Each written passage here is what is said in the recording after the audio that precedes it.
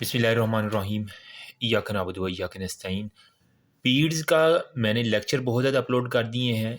एक रिक्वेस्ट थी कि पीड्स की ओस्पी का अंदर बहुत ज़्यादा मसला आ रहा है ना, तो मैंने मुख्तलिफ़ कॉलेजेस के स्टूडेंट्स को अप्रोच किया और मुझे ये ओस्पी जो है ना वो मिल गई है। तो मैंने कहा चले यार आपके साथ शेयर कर देती हैं, शायद जो लोग इस बारे में जो है ना वो थोड़ा सा कंफ्यूज हैं कि उन्हें नहीं समझ आ रही, तो मैं आपके साथ शेयर कर देता हूँ, एक आइडिया दे दूँगा। इंशाल्लाह इससे मिलती जुलती ही ओस्पी आपकी है कि इससे बाहर जो है ना बहुत मुश्किल हो। ठीक है, अभी मेरे पास पॉइंटर तो नहीं है, लेकिन ये एक छोटा चम्मच पड़ा हुआ है, इसके ज़रिए हम देखते हैं। ठीक है, माइंड नहीं करना इस बात को। बिना किसी टाइम ज़ाया किए, मेरे पास टाइम आजकल बहुत शॉर्ट है, बहुत शॉर्ट है, तो इस वजह से मैं जितनी मैक्सिमम एफ़र्ट कर रहा हूँ ना, तो अल्लाह करे कि वो फ्रूटफुल हो जाए। ठीक है, ये कुछ रैंडम कॉलेजेस के बच्चों ने मुझे सेंड किए हैं। एक ब्लड रिपोर्ट में वो बता रहे हैं हीमोग्लोबिन 10 है बच्चे की, ठीक है, और 1 डे ओल्ड बेबी है, उसकी हीमोग्लोबिन 10 है, हालांकि 18 से 22 तक होनी चाहिए। एक तो ये कम है। टीएलसी काउंट 15,000 पर मिलीमीटर क्यूब है। उसके अलावा पॉलिप्स 40% है, लिम्फोसाइट्स है, मोनोसाइट्स हैं, ईओसिनोफिल है, ठीक है। डायरेक्ट कोम टेस्ट में स्ट्रांगली पॉजिटिव है, तो मतलब कोई हम किसके अंदर करते हैं ये डायरेक्ट कोम टेस्ट। इसको भी साथ साथ मैं अगर आपको बता दूं तो हमने आंसर इसके बता दें, haemolytic disease of the new born कोई भी हो सकता है। ठीक है, तो यहाँ पे जो जो उसने पूछा हुआ है ना, what is most likely diagnosis, best treatment option क्या है, और हमारे पास one complication condition suffering from. जब बॉडी के अंदर बहुत ज़्यादा हीमोग्लोबिन टूट जाता है, तो इसकी वजह से हमारे पास जो बेबी के अंदर सबसे पहले हमने ब्रेन को उसको बचाना है, वरना उसके अंदर उसका ब्लड ब्रेन बैरियर बहुत वीक होता है, वहाँ से जो ब्लू रिबन और वो सारे मानो वो क्रॉस कर सकते हैं, तो कनेक्टेरस हो सकता है। बेस्ट ट्रीटमेंट में हम क्या करेंगे, उसका ब्लड जो है ना, क्योंकि उसका स्ट्रॉन्ग पॉजिटिव है कॉम टेस्ट, तो ब्लड को एक्सचेंज करना पड़ेगा, मतलब कोई ना कोई वहाँ पे लफड़ा चल रहा है। तो मोस्ट लाइकली डायग्नोसिस क्या होगा, उसकी एचबी बहुत कम है, स्ट्रॉन्ग हमारे पास ये है उसका, तो हमारे पास मेरी जान इसका आंसर आ गया है haemolytic disease of the new born. Easy हो गया, क्योंकि उसके ब्लड में हीमोलिसिस इतनी ज़्यादा हो गई है कि हमारे पास हमें एक्सचेंज ट्रांसफर कर रहा है, और हमारे पास उसका ये सारे का सारा। नेक्स्ट हमारे पास कह रहा है कि a 2 year old by failure to thrive and fits हैं, ठीक है, और अर्ली मॉर्निंग में आपके पास आ गया है। इन्वेस्टिगेशन में आपने फास्टिंग ग्लूकोज किया तो बहुत कम है, 40 है। ALT हमारे पास ये है, यूरिक एसिड ये है, ट्राइग्लिसराइड ये है। What is the most likely diagnosis. तो यहाँ पे देखो यार, उसका एक तो ALT रेज्ड है, ठीक है, 75, मतलब उसकी लीवर के अंदर कुछ ना कुछ लफड़ा चल रहा है। ट्राइग्लिसराइड मतलब फैट के अंदर जो है ना वो बहुत ज़्यादा ख़राबी है, फैट उसकी बॉडी के अंदर ज़्यादा हो गया। तो ये किन डिजीज़ में होता है, आपने पढ़ी होगी FSC के अंदर भी, ग्लाइकोजन स्टोरेज डिजीज़, तो उसके मिलता जुलता जो है ना ये हमारे पास ग्लाइकोजन स्टोरेज डिजीज़। अब इसके अंदर कम्प्लिकेशन उसने कहा है कि हमारे पास क्या क्या हो सकती हैं, अगर मैं इसको थोड़ा सा नीचे करूँ ना, ठीक है। क्लिनिकल साइन आप क्या लुक करेंगे, और how will you confirm the diagnosis, यही है ना इसी का, ठीक है। हाँ, ठीक है, तो ये देखा, एक तो आपने मोस्ट लाइकली डायग्नोसिस बताना है, और आपने कौन कौन से साइन देखने हैं, और आपने कंफर्म किस तरह करना है आपने इसके डायग्नोसिस को। तो ग्लाइकोजन स्टोरेज डिजीज है, इसके अंदर हमारे पास क्या होगा, क्लिनिकल साइन में हेपेटोमेगाली, उसका लीवर जो है ना वो बहुत ज़्यादा इनलाज होगा, डोर लाइक फेजिस होगा, और लीवर बायोप्सी और एंजाइम ऐसे आप करवाएंगे इसके अंदर, तो आपके पास जो है ना इसका डायग्नोसिस कन्फर्म हो जाएगा। ठीक है, लीवर के एंजाइम, और उसके बाद हमने क्या करना है, लीवर की बायोप्सी, वहाँ से एक बायोप्सी ले लेंगे, आपको पता चल जाएगा कि वहाँ पे ग्लाइकोजन स्टोरेज डिजीज़ है। ज़्यादा डीप नहीं जा रहा मैं, सुपरफिशियल रिव्यू है जितने टाइम के अंदर मैं। अच्छा, baby born with this lesion on the back है, द लियन इज ट्रांसल्यूसेंट है, वेट है, और ओजिंग द फ्लूइड है। ठीक है, आई थिंक कोई पिक्चर होगी जो अभी वो हमें एक्सेसिबल नहीं है, ना ही हम दिखा सकते हैं यहाँ पे। ठीक है, तो बेबी पैदा हुआ है, उसकी बैक के ऊपर जो है ना वो बहुत ज़्यादा लियन है, वो ट्रांसल्यूसेंट है, गीली है, और वहाँ से फ्लूइड आ रहा है। तो what is this lesion, two complication of this disease, और how will advise the mother to avoid. ये केस हमारे पास ये देख, ठीक है, मिल ही गई है मुझे फाइल, ये हमारे पास है जी। ज़्यादा नहीं मैं दिखा सकता क्योंकि फिर ये वीडियो उड़ जाएगी मेरी। ठीक है, अब आपको देखा है कि उसकी बैक के ऊपर एक ख़ास एरिया पे स्पाइना बाइफिडा वाला जो है ना वो आपको केस नज़र आ रहा है, मेनिंगोमायोसील वाला केस नज़र आ रहा है। जब हमने पढ़ा है कौन सा चैप्टर जिसके अंदर वो फीटल की जो है ना वो माँ फोलिक एसिड नहीं खाती, तो इसके अंदर हमारे पास ये होता है। तो स्पाइना बाइफिटा, इसके अंदर मेनिंगो माइलोसील आ जाएगा। ठीक है, अच्छा, और उसके अलावा उसने सेकंड क्वेश्चन क्या पूछा है हमारे पास कि two complication of this disease क्या होंगे। कॉम्प्लिकेशन में क्या होगा, एक तो हाइड्रोकेफेलस, उसका फ्लूइड जो है बढ़ता जाएगा, उसका सार जो है ना वो बड़ा होना चाहिए। डेवलपमेंटल डिस्प्लेजिया हिप, हिप के ऊपर होगा, क्लब फुट होगा, लोअर लिम्स जो है ना वो कंट्रैक्शन होंगे, ब्लैडर और बाउल एबनॉर्मलिटीज होंगी।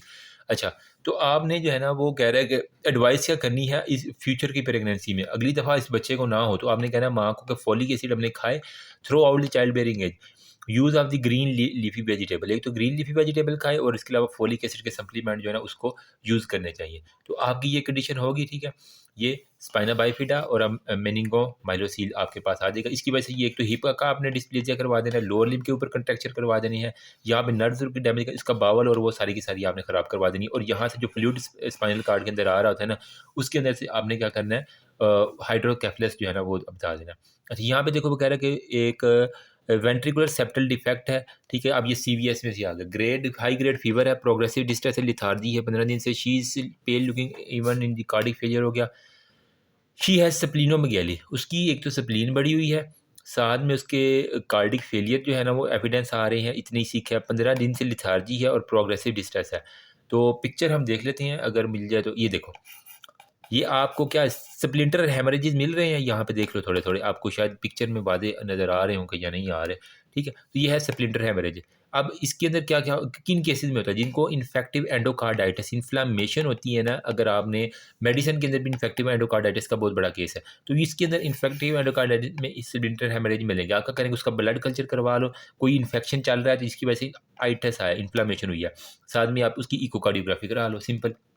तो स्प्लिंटर हेमरेज है, ठीक है। अब ये होता है किसके अंदर, इन्फेक्टिव एंडोकार्डाइटिस में, आईई के अंदर, ठीक है। और हमारे पास इसके लिए क्या करेंगे, ब्लड कल्चर और आपने इसके साथ में और क्या करवाना है, इकोकार्डियोग्राफी दिल का यानी सारा का सारा करवा देना।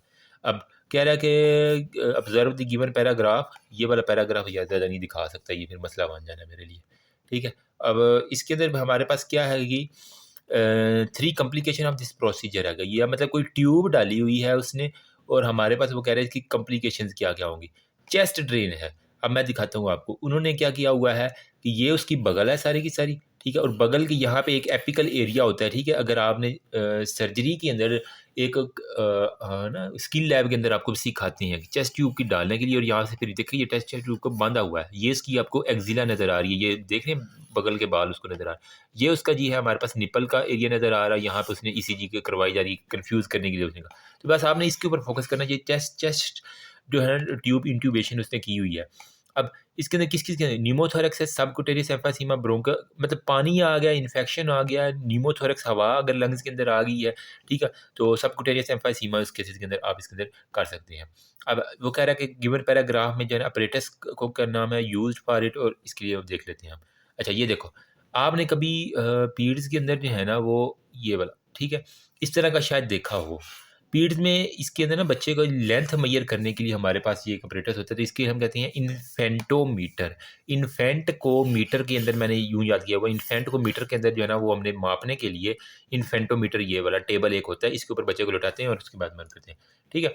अब इससे हम लेंथ ऑफ द फीटस, लंबाई में कितना है वो देखते हैं। स्टेप क्या है, remove shoes, cap, covering leg. उसका एक तो माँ क्या कहती है, उसका जूते पहना हुआ था, कंबल कंबल भी उतार दो, शूज़ भी था, बिल्कुल नंगा कर दो बच्चा, ठीक है। कवरिंग में सिर्फ उसका एक हल्का सा कपड़ा हो तो चलो वो चल सकता है। Put the baby spine in on infantometer, उसको बिल्कुल, ये बेबी है ना तो उसको बिल्कुल इस तरह सीधा जो है ना आपने लटा देना है। फिर क्या करना है, head should be firmly placed against the head border, जो उसका हेड बॉर्डर है उसके बिल्कुल साथ यूँ हेड आपने लगाना, ये ना कि बच्चा थोड़ा सा यूँ मुड़ा हुआ यूँ ना हो, ठीक है।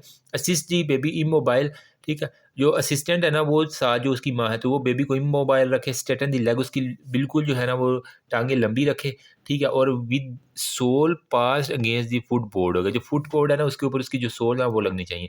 Note the reading of the scale, तो स्केल के ऊपर आप रीडिंग नोट कर लेंगे तो आपको ये ईजिली मिल जाएगा। तो हमने क्या किया, सबसे पहले बच्चे को नंगा किया, उसको कंबल शंबल टोपी शोपी उतार के उसका जो है हेड वाली जगह पे जो है ना उसको अच्छे से स्टेबलाइज किया। उसके बाद असिस्टेंट को कहा कि इसको हिलने नहीं देना, इमोबाइल किया और उसकी बिल्कुल टांगे जो है ना वो नीचे तक लगा दी। उसके बाद हमने जो है ना उसकी इन्फेंटोमीटर के ऊपर मेजरिंग कर ली, लग दी सोल अगर note the reading on the scale, simple सी बात है। अच्छा, वो कह रहा है कि एक्सरे हमें दिया गया है, इसके अंदर फाइंडिंग देखनी है और कॉमन प्रेजेंटिंग कंप्लेन क्या है। आई थिंक ये एक्सरे आपको विजिबल है या नहीं, इसको थोड़ा जूम आउट करना पड़ेगा। ये बस इस तरह की यार मेरे पास डायग्राम अभी पड़ी हुई है, ठीक है। ये वाली बस इतना ही है मेरे पास, ठीक है। तो कोई ज़्यादा नहीं नज़र आ रहा, लेकिन इसके देख लेते हैं मेरे पास क्या है। एक्सरे कोई शायद लंग्स का है या क्या, ये बहुत वेग हमारे पास नहीं होगा।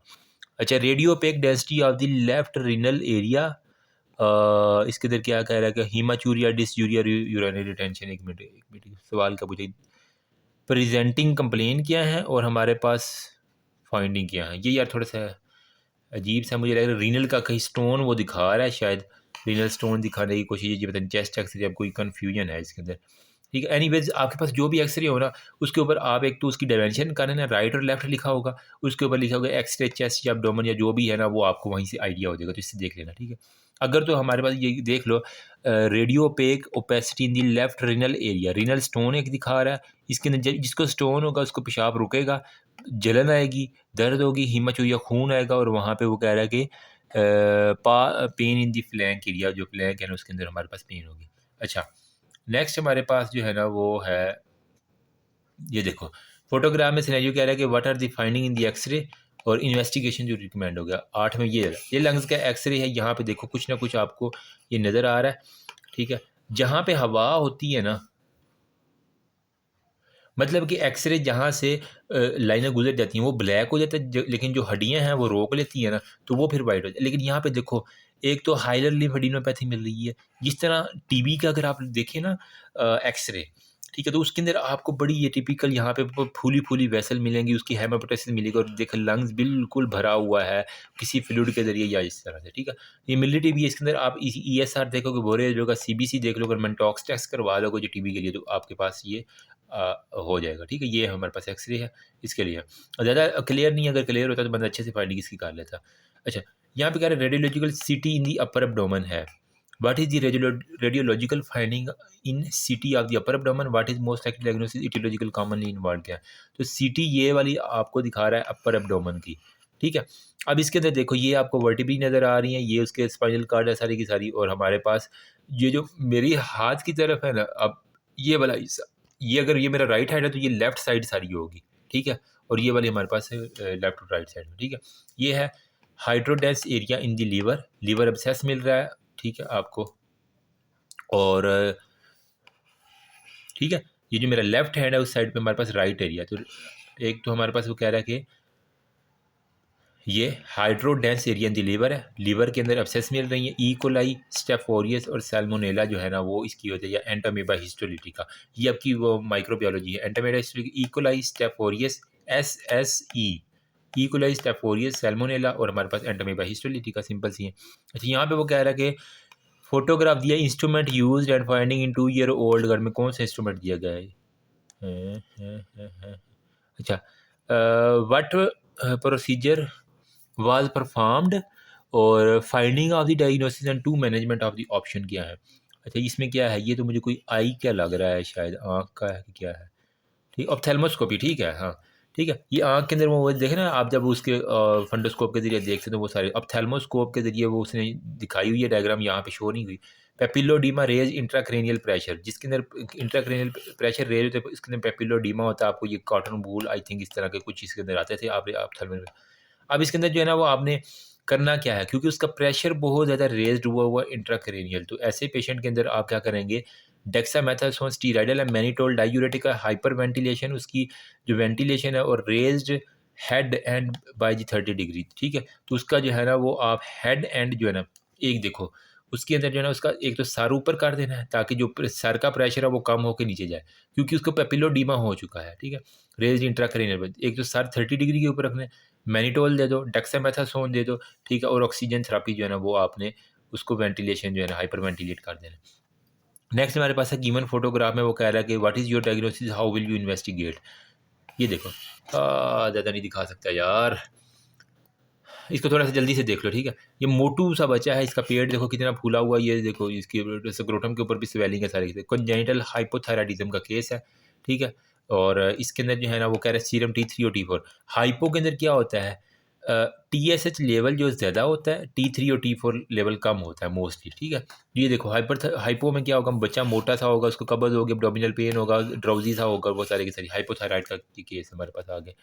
अच्छा, वो कह रहा है bit procedure is being carried out हो गया, और application of the chest lead जो है ना वो हमें कोई ये ECG मशीन है यार, सिंपल सी। ठीक है, तो हमारे पास वो कह रहा है कि हमारे पास V1 6 चेस्ट लीड होती हैं, अगर आपने CVS पढ़ी है ना मेडिसिन में, V1 V2 V3 V4 V5 और V6, इनकी पोजीशन इंपॉर्टेंट है।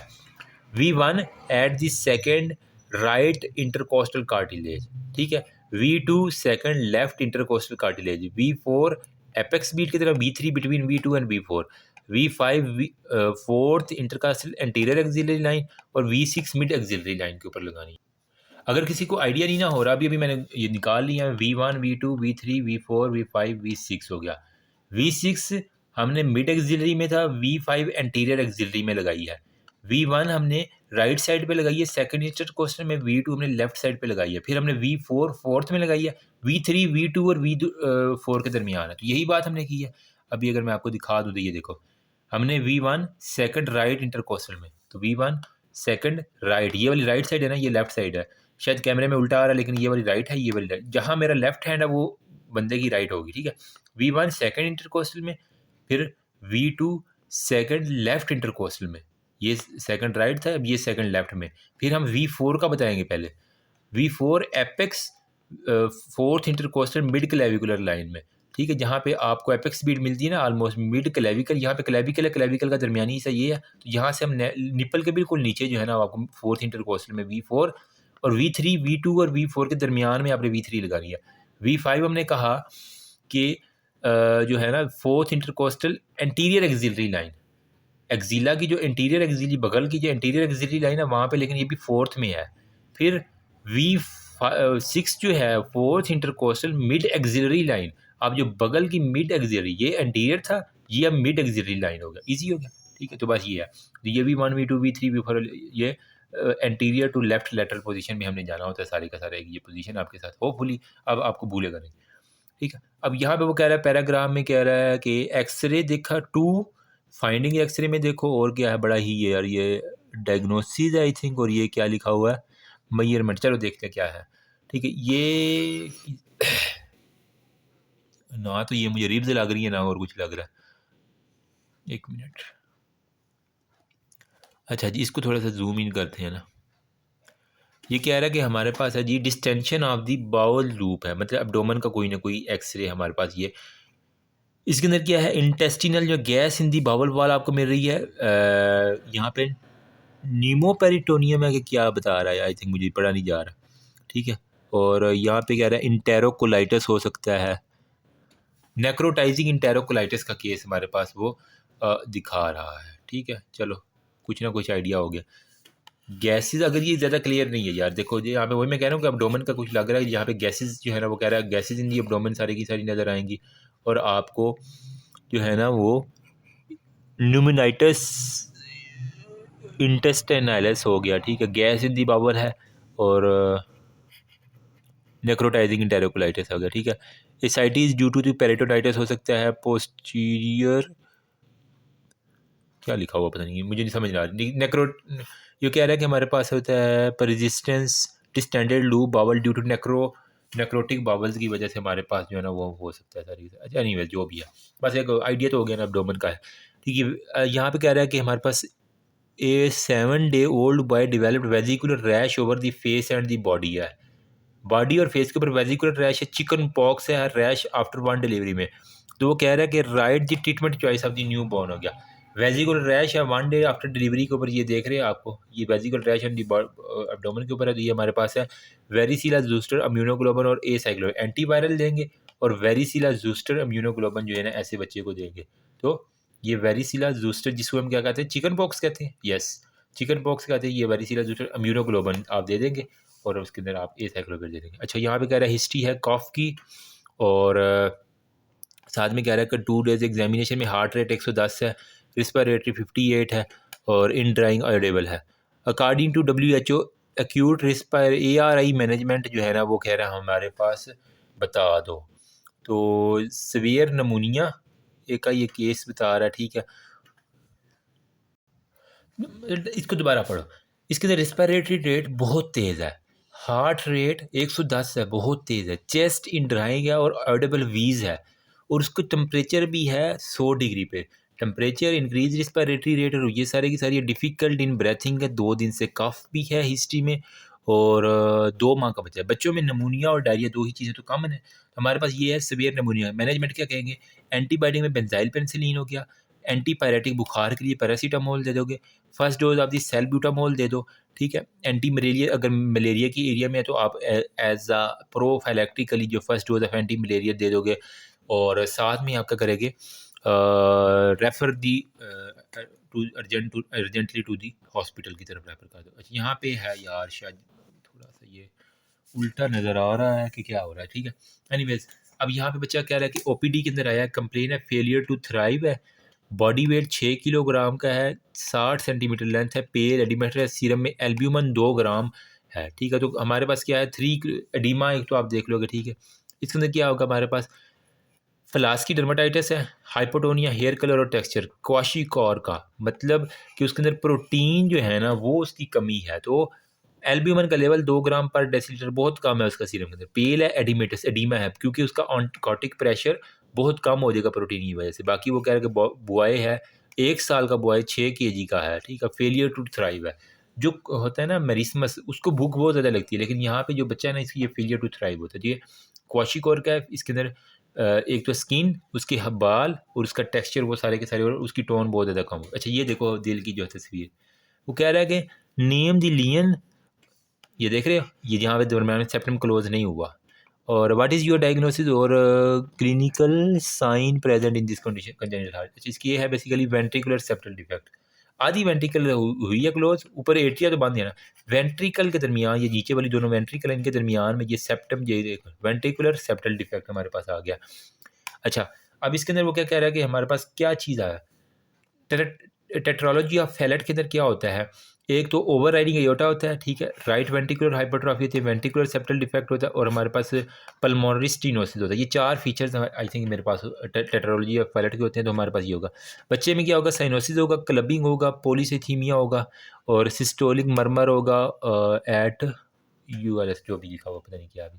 तो ये था यार हमारे पास पीड्स की इंपॉर्टेंट ऑस्पी, अभी ये एक पीडीएफ हुआ है, स्पेशल थैंक्स बहुत से लोगों ने जिसने मुझे भेजा ये। बाकी नेक्स्ट जो है ना पीडीएफ वो मैं देखता हूँ, अगर मुझे भी रिसीव हो गया ना तो वो भी मैं आपके साथ अभी शेयर कर दूँ। जज़ाकल्लाह, थैंक यू।